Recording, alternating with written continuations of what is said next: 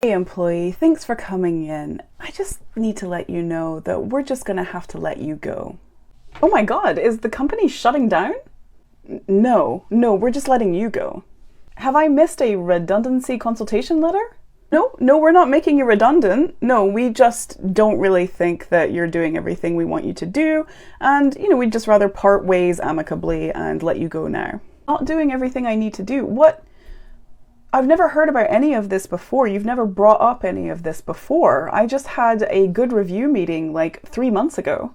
Everything was fine, but then, you don't use your camera a lot when you're working and you're on Zoom, and you do work from home a lot, and we just don't really feel like you're bought in. So yeah, we're just gonna let you go. We're just gonna let you go. Hey, you do know that I have worked at this company for over 2 years, right? Yeah. And so you do know that I have protections against unfair dismissal under UK law, right? This isn't unfair. We all talked about it, and you have been keeping your camera off. It's not unfair.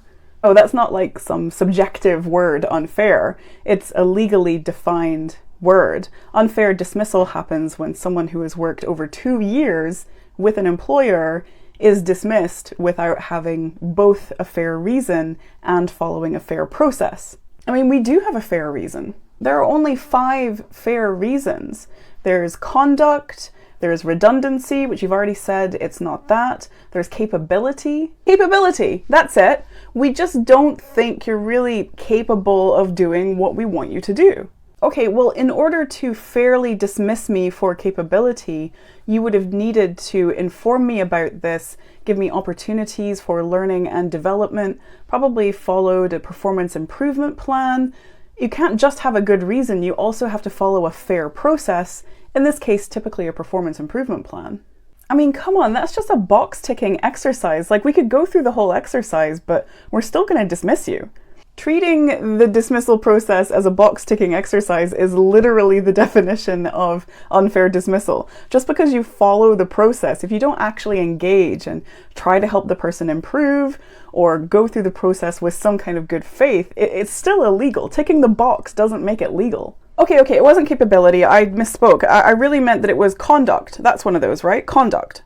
Okay, fine. If there was some kind of conduct that I did that you took issue with, then we would go into the disciplinary process. That's laid out by the ACAS Code of Practice for disciplinaries. You can let me know what the problem is. We'll have an investigation. I'll be able to put forward my side. I have the right to an appeal. Do you want to go down that path? No, I misspoke again. What's the 4th reason?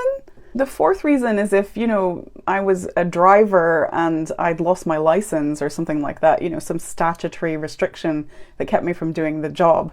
I work in IT. There are no specific restrictions there. Okay, I'm Googling this now, and it says that the 5th reason is some other substantial reason. That sounds like I can pretty much do anything I want, right? Yeah, it is a catch-all kind of reason, but it would apply to things like, losing a big client and the work not being there anymore. In this case, it just feels like you're not vibing with me anymore. It doesn't feel like it's going to meet the criteria for some other substantial reason. So what you're saying is I can't dismiss you? Not if you want to be within the law. No, you can't just dismiss someone who's worked at a company for over 2 years without having a fair reason and following a fair process. Well, that's just ridiculous. Okay, that's your perspective, but I'm pretty okay with the fact that my livelihood is protected by at least a few regulations.